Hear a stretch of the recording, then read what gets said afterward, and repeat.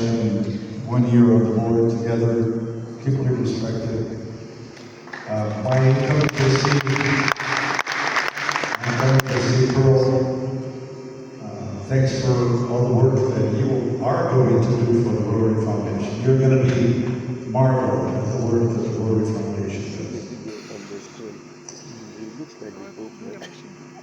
As they said, I am the first Rotary International president to come from the Youth Exchange program.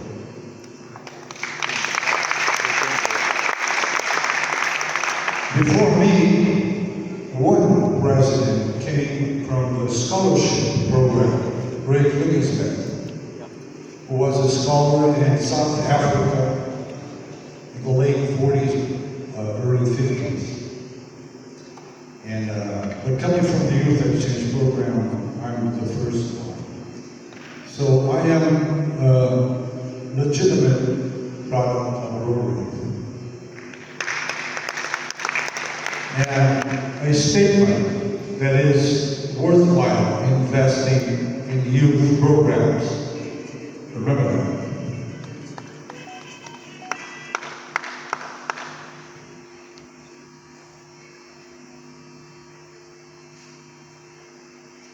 I'm here in Nigeria. Why am I here? I could be in Brazil, I could be in Germany, I could be in Japan, anywhere. For one specific reason. I and Denise have represented Rotary in all of the continents except Africa. Wow. So that was a missing point in my resume. And I wanted to complete this before I take office as president of Rotary International. So I asked Gordon McNally when he called me and said, Mario, where do you want to represent me? Or do you want to represent me? I said, I am a server of Rotary. The president nominee leads by example. If he or she cannot take the work of representing the president, he or she does not deserve the seat. It's that simple. And for next year, I'll represent Stephanie Urchin as president-elect to show the world that the president is a fleeting function in the Rotary journey. Who will want to take pictures with me in 2029? Not many people. Today, I'm the most coveted for picture taking as I'm going to office. But I have to remember that when I leave office, people will remember me for what I've done.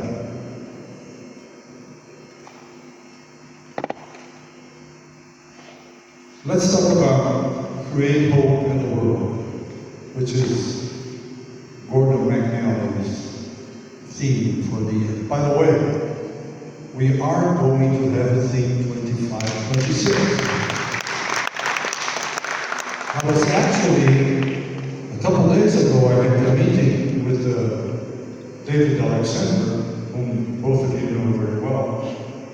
He's the Chief Communications Officer of Rotary International, and they were suggesting different approaches to the theme. And the theme will tend to be corporate and will be prolonged over the next couple of years. So the theme and its variations will be valid for the next 3 years as a pilot. And as the head of that committee, I have the final word. So if it's not my theme, I will have a deep influence on shaping that theme. So there will be a theme, and there will be a tie. And there will be a star. And I tell you guys, my wife is a fashionista, so she has better taste than I do. So she decided the tie and the scarf.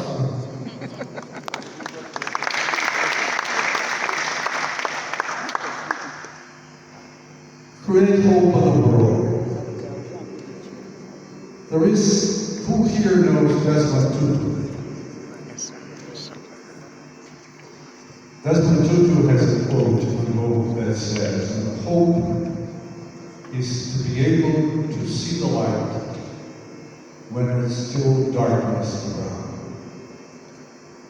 So, what do we do in Rotary besides creating hope? That's all we do. We change people's lives by creating hopes that their lives will improve. Since I landed in Lagos and Carmago brought me to water, then to Asaba, then to Agbo. I cannot forget Agbo. If I forget Agbo, my visa will be canceled. Do they? I pay render service to the king. My wife said, "Do Mario." She kind of invented her own salute to the king. And I've seen projects that require a Rotary presence in this country.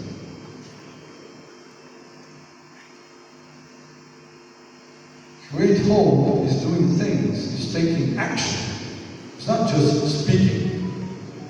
We Rotarians love to speak. Now, PTGs, especially, there are two kinds: the ones who speak too much and the ones who are already gone. The deceased. But we are people of action. I had some data. How many people are creating hope here in Nigeria?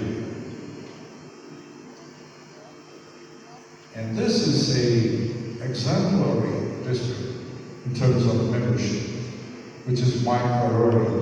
It should be Rotary's priority. I was asked in my interview for president, "Mario, what's going to be your priority during your year?" I said, "I think this is a question already answered. My priority is Rotary's priority, our members."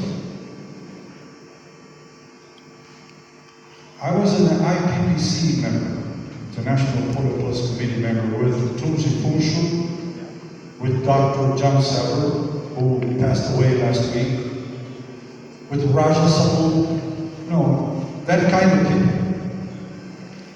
And we had an interview with the CEO of the Bill and Melinda Gates Foundation, and the CDC, and UNICEF, and WHO, and DACA. They were all represented talking to us about what they're doing with our money, with your money. The Major Donor number 3, your money is going there. So they have to be accountable for the money that they're using. And the lady said, we are giving you another check for $100 million. And I said, "Why are you giving this check to us? You could give this check to any other institution. I mean, you know how much is the asset for the Bill and Melinda Gates Foundation? $45 billion. We are trying to reach $2 billion for next year. Bill and Melinda Gates is 45. It's almost 25 times as much. And she said, "Yeah, I have lots of money, but I don't have 1.2 million volunteers."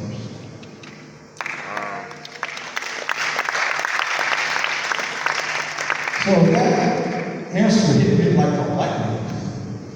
I said, "This lady, a professional, paid." She says, "I have to pay everything, Mom. I have to pay the tax. I don't have volunteers who are going to work for me for free." And then I suddenly realized that our biggest asset is you, our members. And why have we avoided that topic as our priority?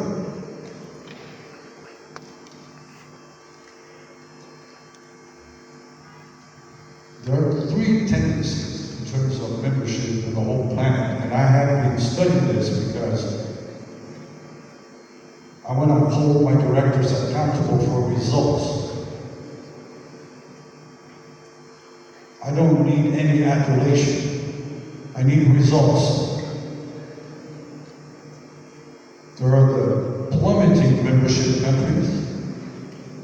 United States of America, where Rotary is born, Canada, Australia, Great Britain and Ireland. Great Britain and Ireland lost 17,000 Rotarians over the last 20 years.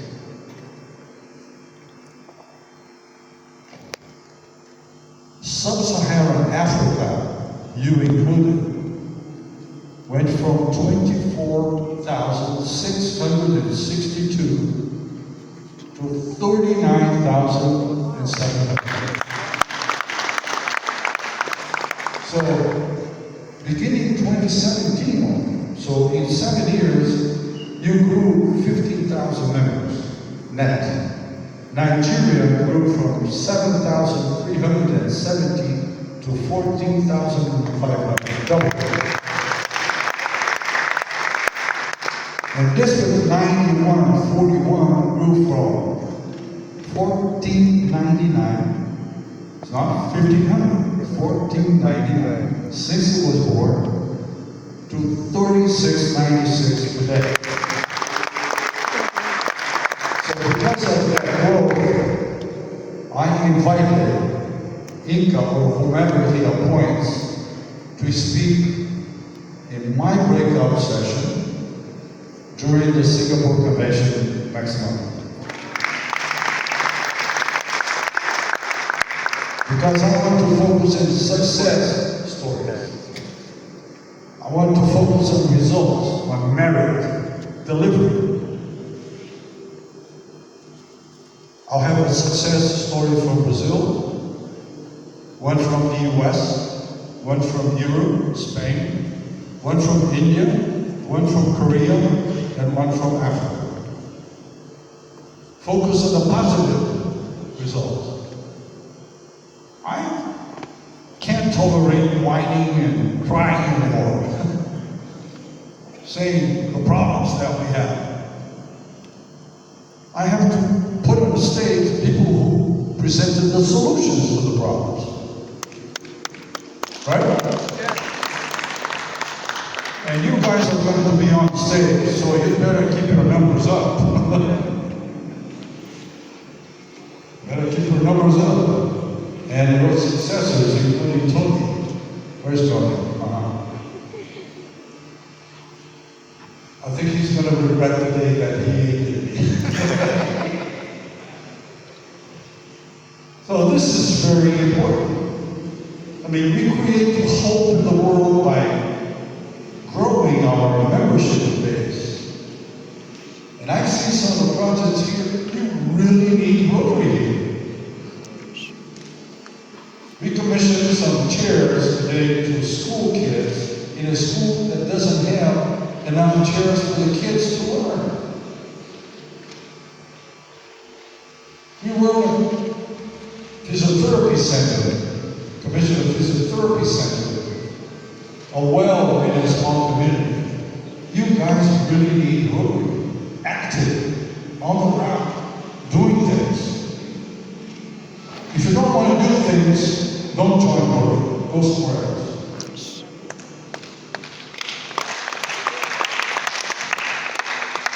This is a club where we can do business. By the way, I incentivize Rotarians to do business amongst themselves. It's legitimate. It's good. It's to promote our own good. If I have an intention to build something here in District 9141, I'll call Nominee, as I know because of the building. And if I have a lawyer, I need a lawyer, I'll call somebody who is a lawyer. Why not? There's no evil in that. We're not privileging anybody, but we're trusting our fellow Rotarian. Trust. So membership will allow us to do more. And you guys are living over more. There are some regions in the world that are growing. Sub-Saharan Africa, Northern Africa is not growing. Sub-Saharan Africa is your reality. You are on the positive side of the curve. India is on the positive side of the curve. Korea is on the positive side of the curve. Taiwan, where I'll have my convention in 2026, is growing like mad. Korea has 63,000 Rotaries today. India has 170,000. When I began the Rotary in 1980, India had the same number of Rotaries as my country, Brazil. Today Brazil has 50,000. India has 170. Why? Because there is a commitment from the leadership to grow. If your College of Governance doesn't show interest in growth, the clubs will not grow. Joshua, can you change the environment of any club? No. As a district governor, you can create new clubs. You cannot tell MX Club, you have to grow. They know they have to grow, but how can you change the environment? As a governor, you are powerless. The club decides its own destiny. But as a governor, you can create clubs. You guys went from 51 in 2017 to 139. So you show the way. You're doing the right thing. You're doing the homework. And as I'm incentivizing you to keep on that track, 60 days ago, I was in Pennsylvania, New York, and New Jersey, saying exactly the opposite. You guys created 88 clubs in 7 years. The United States and Canada together created 106 clubs in 2 years. 106 clubs out of 8,155. Do the math. 1.25% clubs created in 2 years. That means less than 1% each year. How do you expect to grow? There's no magic. You cannot tell the Rotary Club of New York, we used to have 550 members, now down to 120. You cannot force the Rotary Club of New York to increase its membership, but you can create new clubs in the Newark area. So creating new clubs is the only way that we can expand our reach. And that's not the way we create hope, because the more Rotaries we have, the more Rotary work will be done on the ground. On the projects that we visited these last couple of days. Gordon also asked me to talk about mental health. You know, some of the stories in Rotary, I think most of the stories come from a personal perspective. They become institutional because they touch hearts. Gordon McNally had a personal family problem. His brother committed suicide. So he said, he was perfectly healthy. But what about his mental health? Who can vouch for mental health? Who can sign and define mental health? We think we are good. Then in the snap of a second, we do something that we regret for life. Or for the end of life, in case of Gordon's brother. So that's the reason he is raising awareness for the mental health issues, especially after the pandemic. The pandemic isolated a lot of people. A lot of people just died. A lot of marriages were broken. A lot of kids were too focused on the digital world and lost contact with the real world. So mental health is the key issue for us today. At last, I'm going to talk to you about the Rotary Foundation. When I was a trustee until 2019, I was often asked, especially in Brazil, which hasn't seen a case of polio since 1989. So the younger mothers don't know anybody affected by polio. They haven't known a single case. Why do I have to vaccinate my kid against polio? What is polio? It's only in the history books. We know nobody that has been affected by this disease. And there's a very interesting film on our website showing what will happen if we stop vaccinating. My own country, where polio was eradicated 30 plus years ago, the vaccination rate is 62% 2021. This year it rose to 81%.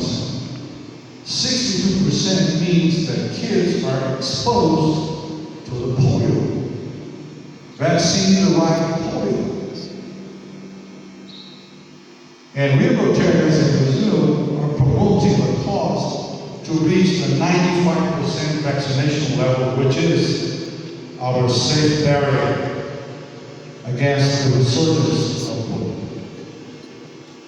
And Rotary is on the forefront of this battle. We will win. This year we only had 4 cases. And every time we have a case, we hope it's the last one. That's the reason we invest billion. Polio demands 950 million every year. Rotary gives 150. But the challenge is 6 times bigger. The rest of the money comes from the Bill Gates Foundation itself and other government sources. So we will win this battle. We will win this battle against polio, but we have to keep deeply ingrained in our communities the mentality that vaccination is the only weapon that we have against the polio comeback. We won't allow it to come back, especially here in Africa. Nigeria, as you know, was the last polio case in the whole continent. And we have to work so that it never returns. So as we prepare for year 25, 26, I've been traveling around the world. And in every occasion I learned something. It's very interesting. I think it's an idiot, a Rotarian who thinks that he or she knows it all. Once you think you know it all, Rotary changes the rules. So you don't know anymore. But the lessons I learned on this trip to Nigeria were worthwhile and will enhance my knowledge about Rotary work across the planet.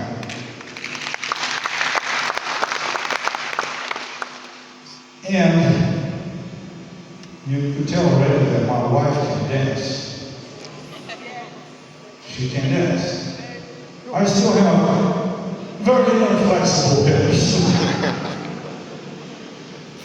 But who knows, with a bit of Johnny Walker Black, I can lose myself a little bit over the next couple of days, because you guys do Rotary in a fun, entertaining, happy way. And that's the way I understand Rotary should be. Fun. We have to be committed, we have to be resilient, we have to be hard workers, but we have to be fun. Because that's our own payment. We don't get money in return. Our only payment is the fun and the friendship that we develop all around the much, and we'll keep seeing each other. Thank you.